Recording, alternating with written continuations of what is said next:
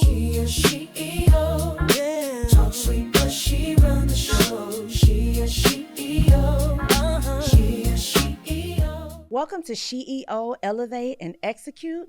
I'm your host, Honie Bee, and today's show is brought to you by Honie Bee's Cake in a Can, Cake Jars Reinvented. And don't forget to download my ebook, SheEOElevate.com. That's where you'll find it.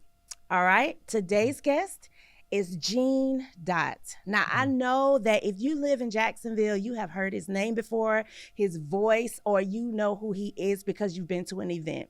So today, we're going to take some time out and we're just going to get to know who he is and what he does.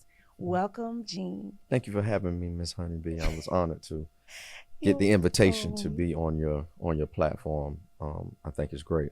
Thank you so much. I've seen you around the city so many times. I've never said anything to you, so you probably don't even know who I am. But it's okay because I know who you are. And I was so happy that you accepted the invitation to come on the show. Well, I was more honored that I was invited. Yes. We was talking offline and I was saying I want to be in more digital spaces this year. So that's coming to fruition and I'm happy about that. Well, that's good because I have a man of the month every month. And this month, you're the man of the month. Oh, wow. And you'll be featured on my show. Our show is about SheEOs, women doing business and doing great things in the city and abroad. Mm-hmm. So every month I bring a man who is also doing great things in the city or abroad. So it was just, I was so excited when you said yes. So I'm happy that you're here, and tell us about you and who you are and what you do. Jacksonville native, born and raised here. I'm just a kid from Moncrief who had visions and aspirations to be a part of something that was bigger than myself. Growing up, I can't say my childhood was, one of destruction or anything like that. I actually had a awesome childhood. From the environment that I come from, though, it could have easily went a different way. Mm-hmm. Born and raised Moncrief, salute to 26 of Moncrief, Royal Court, Simon Johnson Park, Hollis Barbecue, James Graham. That's my area right there. Okay. And so coming up, me being a 70s baby, coming up in the 80s, of course, the crack era was running rampant. My father was in and out of the penitentiary, but thank God my mom, married a man that took me in as a step kid and treated me like, his biological son. And I'm here now because of the teachings and things he and my mom put in, my grandma. It takes a village. It does. It absolutely does. Attended Reigns. I don't think that's hard to tell. I'm a diehard. You got your Reigns things. So go ahead and give you a shout out to your school and do all that. Yeah. School number 165, 3663 Reigns Avenue, Ichiban. It's not just a school, man. It's a way of life. Like I love my alma mater, but Reigns was like the foreground to me getting into communications. I used to host the morning announcements when I was in high school. We had closed circuit TVs at the time, so you go and get in front of a camera, and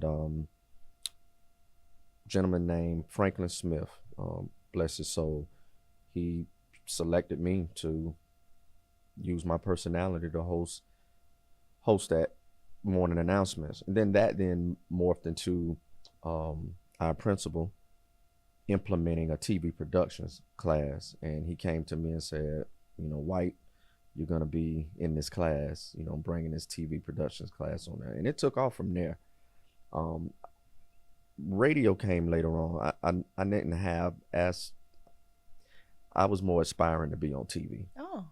Radio was not in my view at all. I had this whole solid plan. You say if you want to make God laugh, tell him your plans. But my plans was to graduate from high school, go on to FAMU, major in communications, and I was trying to catch out after that, go to California. Right. I'm going over there where they, where it's happening at. Big, right. Yeah. No. So never made it to FAM.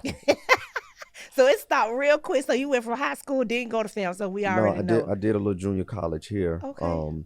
But a year later, I became a father. I had my son. So school kind of went out the window because I wanted to work and I needed to take care of Mm-hmm. different odd jobs. here and there. And then I landed a job at Airborne Express, and that's like a FedEx or Right. UPS. It was a cheaper version. Like if you saw Next Day Air, that's what Airborne Express was. It was in the form Like of like, the the cheap Kevin version. Hart's kind of. Yeah, like with Mike Epps. Oh, and yeah, when yeah, he was doing the yeah. delivery, right? Yes, So it was like the yes. cheap version Okay. of it, right? And that later gave me an opportunity to deliver to the radio station. Oh. Bumped into a cat named William Barker, affectionately known as Chill Will. And when I heard his voice, because the show was the flavor unit back then at the time, it was 92.7. And so I was listening in the van. Oh, that's what we listened to. That was our station. We didn't have like no tape player in there. So everybody was either listening to 101 or Right. 92.7. So me hearing his voice, and I called him out. I was picking up a package, and I called him out in the aisle. And he said, you come here every day? And I was like, yeah, but we really got on the conversation about the gadget that I was using. That was how I heard his voice. He was asking me what it was. And then I pitched him an idea like, hey, you need like a man on the street to be a part of the show. And he said, you come here every day, right? Yeah, I'm here. He said, next time you come in, let them buzz you in. And he put me on the air. Just like that. Just like that. He put me on the air. And then that gave me a position on the show. And I would do the word of the day. So every day I would come in, deliver the package, get on the air, and beeline it out and finish. I ended up leaving Airborne Express. They offered me a job in promotions, and then I was still doing the flavor unit, and then they brought me in on air. And the rest was history from there.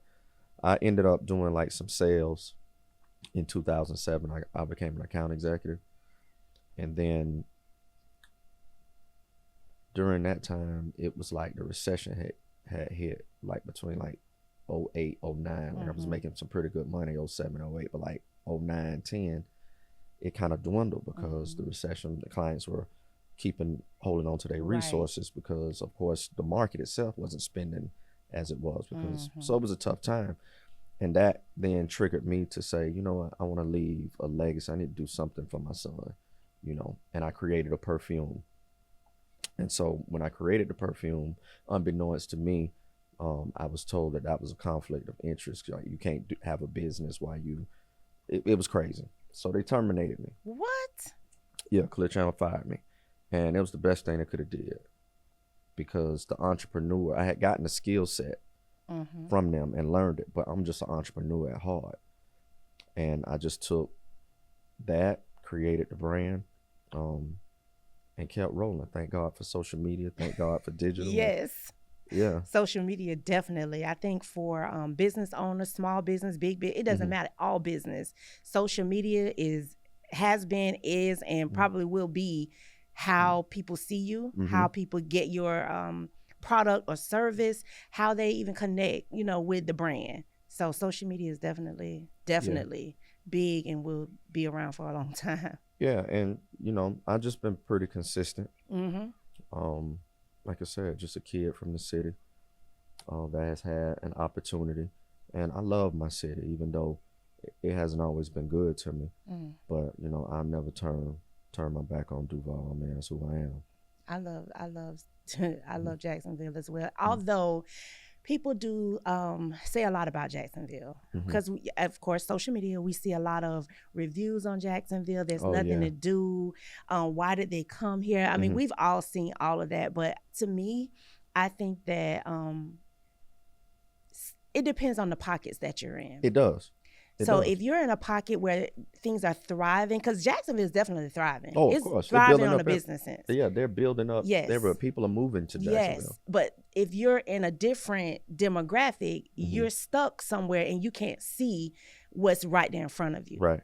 And I think that's a lot of the barriers that comes when you have a business and you're not exposed to the bigger picture. Correct. And I think that having talk shows and platforms to speak and let other business people know that there's opportunity here. Definitely. There's lots of opportunity here. You just have to use what you got and you have to network. Yes. So tell me about this networking thing that you do, because you are everywhere. I see you everywhere. It seems like I'm out every day. I just asked you off air, like, you ain't tired. You do a lot of stuff. People say that, but I'm really like programmed. So, you know, Mondays I'm chilling. Tuesdays is, you know, R&B bingo here. And then Wednesdays I'm chilling. Thursdays I'm chilling, or I'm doing something in the digital space. I create a lot of content normally between Wednesday and Thursdays because I have a few clients that I market for. Okay. So I use those days to really kind of dig in my creativity. Friday is back out again because it's the weekend. Yep. Happy hour. And then Sunday, we ran into each other a couple weeks ago. Yes. Sunday, illusions, and then we get back and the skate station. Now Sundays is a busy day for me because I actually have 2 events in one day. Okay. On Sunday. So then the skate station, and then I'm back to But it's Monday. all fun. It seems like you're just the party guy. You're the fun guy. Yeah, well, I use it for people's enjoyment. Like, I like to see people having a good time when they're in the space, you know. And then again, it's for their enjoyment, but it is definitely for my employment. Right. Because if you ain't out there, you ain't making no money. Because you have to be doing whatever it is that you're doing to make the money. Correct. And sometimes people get lazy. They think that if you're a business owner, you control everything, so you could chill, you could go on vacation, you can do this stuff. But if you are not doing whatever business it is, like for me, if I ain't baking, I ain't making no money. Right. My light's not on. I'm not over there just chilling. Right. If I am in my building, I am there to make money. That's I correct. am there to bake something. I'm not just chilling. And people just kind of get that concept like, oh, well, you ain't, I mean, you could just do whatever you want to do. Yeah, I can, but I'm going to be broke if I do that. Exactly. So you got to constantly be working.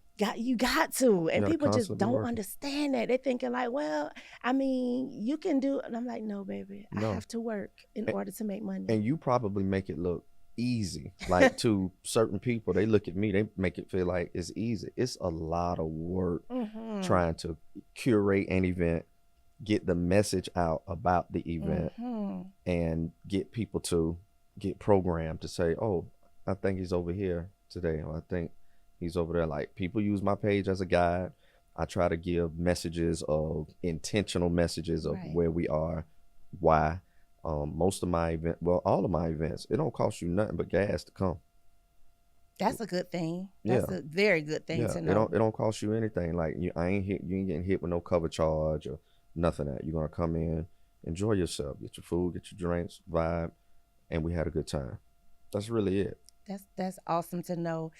So tell me, how did you know that this was your lane? Like, what made you say, you know what, I'm where I need to be? I think mentally, when I was terminated, it just hit me like, you could do this. You got all the tools you need right now. It's you got it all. From marketing, selling, you have it. Take that and blend it with your personality. And I created, you know, the host persona, and I started hosting different things, different concerts, different platforms, or you know, speaking engagements. You know, they would call me, and that created a revenue stream from me. Right. A friend of mine, I had done a favor for a friend of mine. He was getting married, and you know, he wanted me to introduce the wedding party. Immediately I said, that's another stream of income. Yes.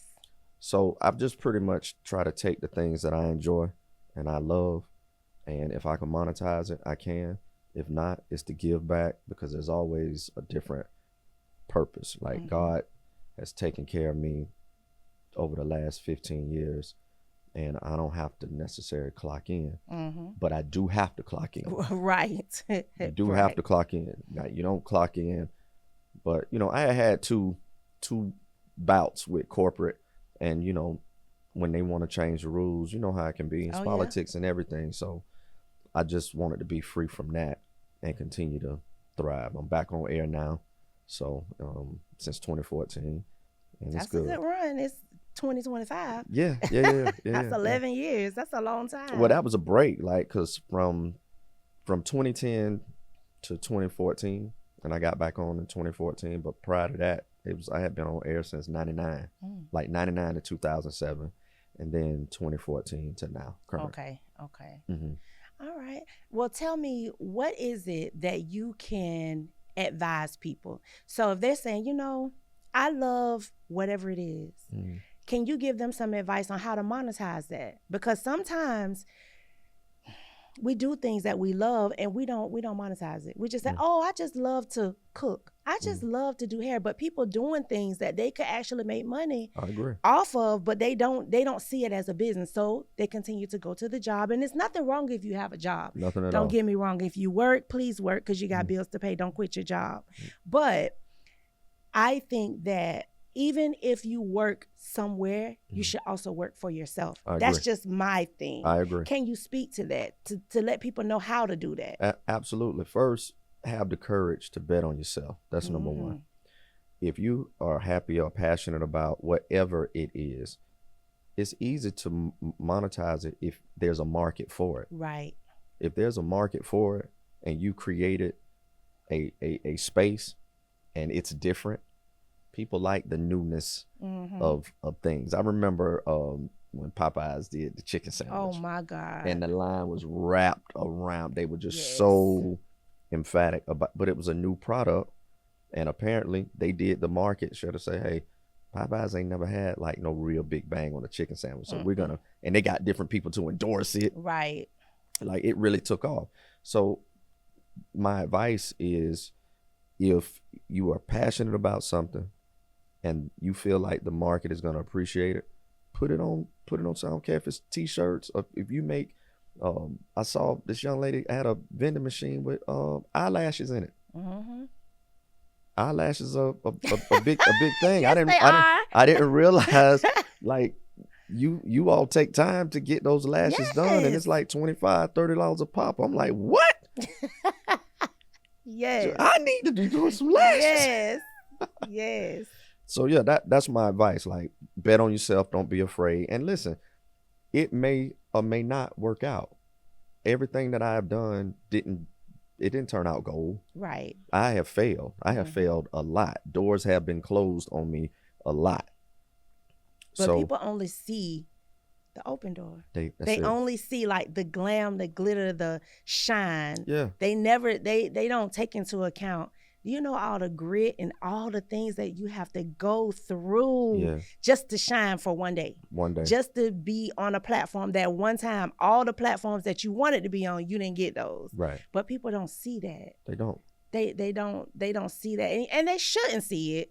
But it speaks to resilience as being a business owner. Yes. It speaks to tenacity. It speaks to who you are. And I think being a business owner, it is definitely a who you are. I think we're an elite type of people. Yes. Because everybody is not going to be a business owner.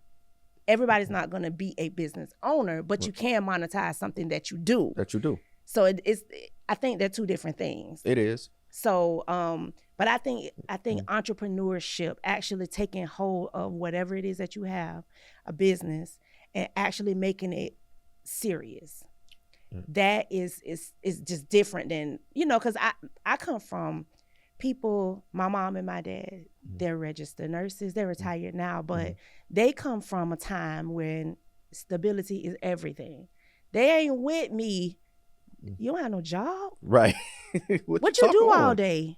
They don't understand entrepreneurship. They don't understand that because they're used to, I get a check every 2 weeks. Right. I pay my bills with that check, and then I'm gonna do this all the way for 30 years. I just told you they retired, so they did it for the whole time. Right. They never talked to me about business ownership.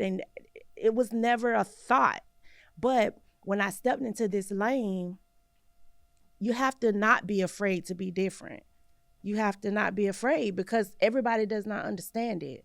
And for me, my parents, they're like, what you thinking about? You want a bakery? That's all you, like, they don't get it, but I get it.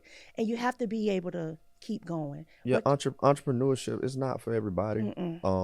If you can't go through the times of maybe the business is not doing so well and you're struggling to try to manage your personal life, then it's not for you. If you are consistently just, hey, I want to depend on this source, I know I'm going to get it. And that's cool. That is. when you're an entrepreneur, you're a hustler. You better believe it. You're a hustler. Like, you can't wait. There are times, like, I can't wait till the sun come up so I can start moving around. Right. You know, or I've had nights where I can't sleep. You thinking all night. People don't get, if you're a business owner and you're an entrepreneur, I use those like side by side because some people say business owner, some people say entrepreneur. To me, they're one and the same. But I understand at night, you're thinking about your business. Yes. When I worked on a corporate job, I worked there for 10 years. I promise you, I couldn't even work on no people's job right. Because I'm thinking about my business the whole day. And I'm like, God, I can't stop thinking about my business. I can't even type the people's stuff up because I'm so, like, in my mind, I'm thinking about my own business. Right. That's how I knew, like, it was calling me. It came to a point I didn't even want to go to work. And I'm making 6 figures easy every day. You know, I'm good. You're good. But I couldn't do it. I could not be on that job every day, sitting in front of that computer. I could not devote my mind totally to them. And I just was like, you know what, God, I want to do my bakery full time. And that sounds crazy. Some people like, a bakery full time? Yeah, I want to do it full time because I got a whole bunch of ideas because my mind running. And now look. See, that's what I'm saying. So you have to know that you know that you know that you know that you know. You can't be wavering. And sometimes we get kind of, Yeah, the faith get checked.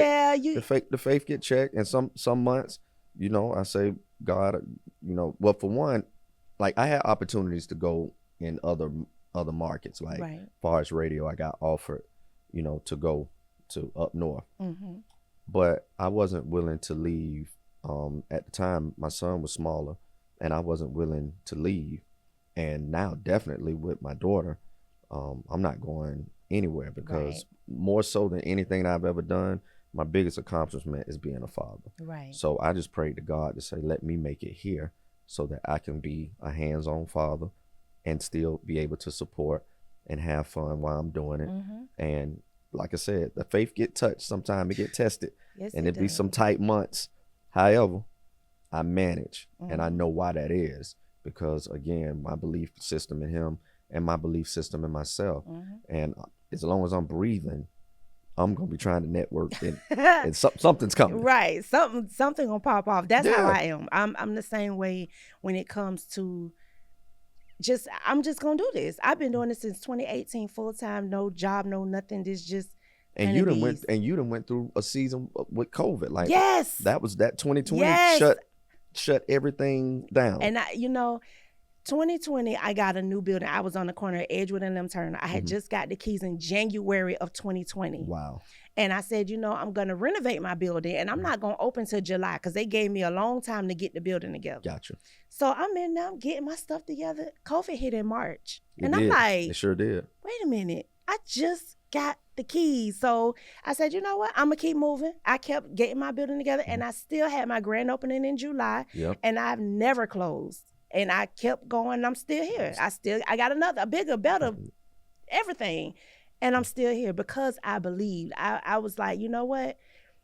I believe in me. And I believe this is what I'm supposed to do. And who knows, if I would have never stepped out and left corporate, I would not be sitting right here because what time it is? Right. I'd be at work. I couldn't do this. You couldn't be right here right now because we would be at work and we couldn't, we have to schedule after 5. Yeah. But I don't have that problem because I can do what I want to do, really how I want to do it. But I've set a schedule for myself. But believing in yourself is definitely, I think that's the number one thing. That is the number one thing. In business ownership. Because ain't nobody, family, no. Yeah. Don't depend on family to support. They love you, but everybody has a customer. Right.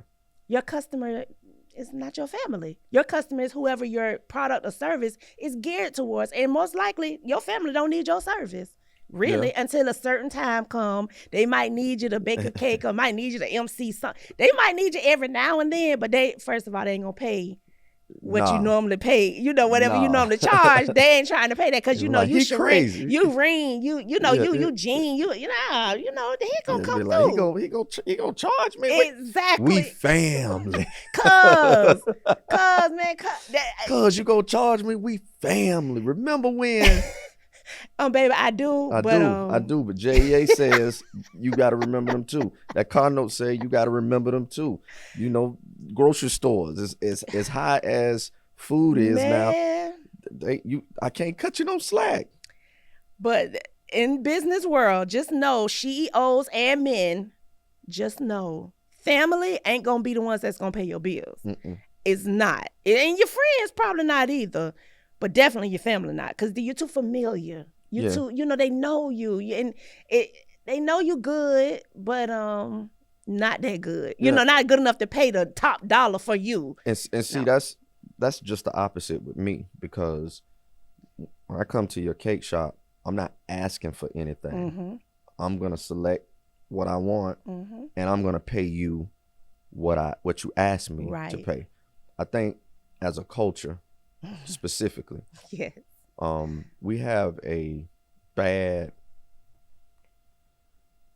really bad view on business, and especially when it looks like us. Correct. And yes, I've been asked, can you do this? And when I give a price, the price is the price. Like, I'm gonna over deliver, but the price is the price.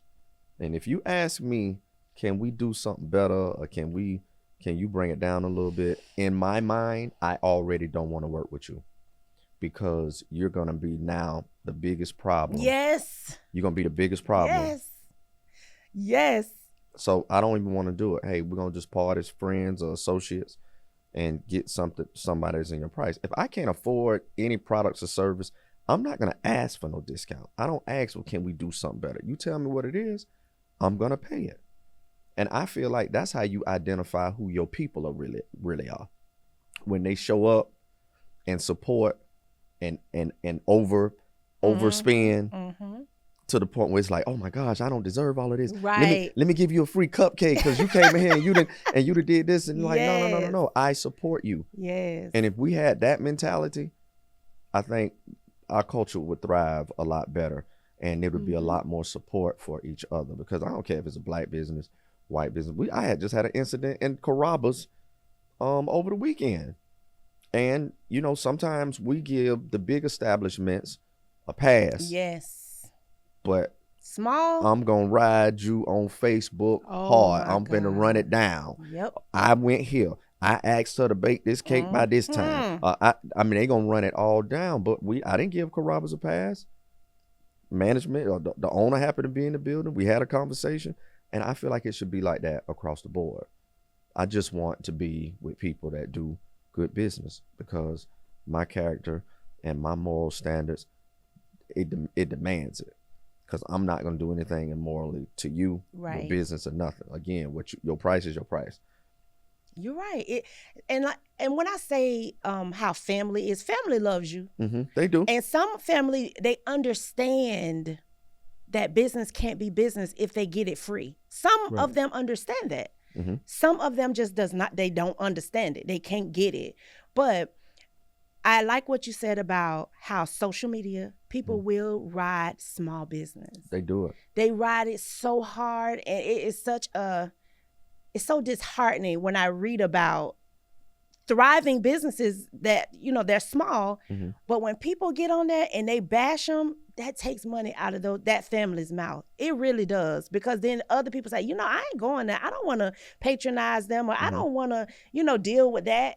So I think as a community, as a small business community, that's what I'm going to say. As a small business community, from business to business, we should always try to lift each other up. If we're not going to say nothing positive, just don't say nothing at all. Address the actual business person. Don't run the social media, because I've had that happen to me before where they didn't even tell me anything. They never said anything to me. I even gave them their money back, because let me tell you something. You said something when you said people who want a discount are the worst.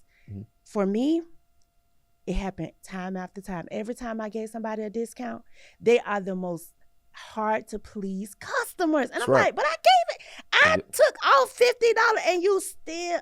So yes, but when you stand on your business, as they say, that's where the respect comes in. You're right. That's when the respect comes in. You have to train them. You do. You have to train them. No, there's no discounts. Now here's my promo. I'm running this special right here. Let me introduce you to this over here. But no, this is this price, and you have to just. Yeah. This is what it is. I've gotten to that, but at first, because I think a lot of times with small business, we're afraid we won't get the business. So if someone comes and they say, "Hey, how much is?" I'm gonna use me. How much is this cake? And I say, "This cake is $100." They're like, $100, and you're like, "Well, I can give it," because their immediate response to you. No, somebody else is gonna come in and buy this cake for $100. It's just not your cake. That's something that we have to learn as business people. We have to learn. It is not your customer if they don't want to pay your price. It took me a while to get there, but I'm there now. Yes. If you don't want to pay my price, you're not my customer. And I just have to be okay with that. And I have to wait until my customer comes because they're not going to give me no pushback. They're going to say, it's $100. Oh, well, I'm going to give you a tip, or I'm going to refer you to someone else. That's what, that's your customer. That's your customer. So in business, we have to identify who the customer is. And we can't be flexible to say don't compromise. Yeah, no compromising. No compromising in business. This is what it is. If it's a percentage base or what have you, for me, I expect to get the percentage that we agreed upon. Correct. If I quote you a price for a wedding, hey, I might not be your guy. Right. And again, like you just touched, you're not my customer.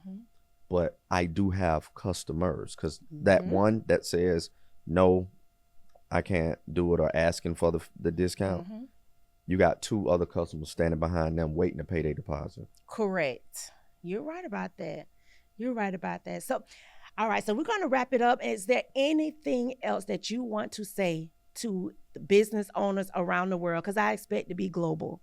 So around the world, is there anything that you want to say, anything that you want to put out there, any information that you want to give so that people can contact you?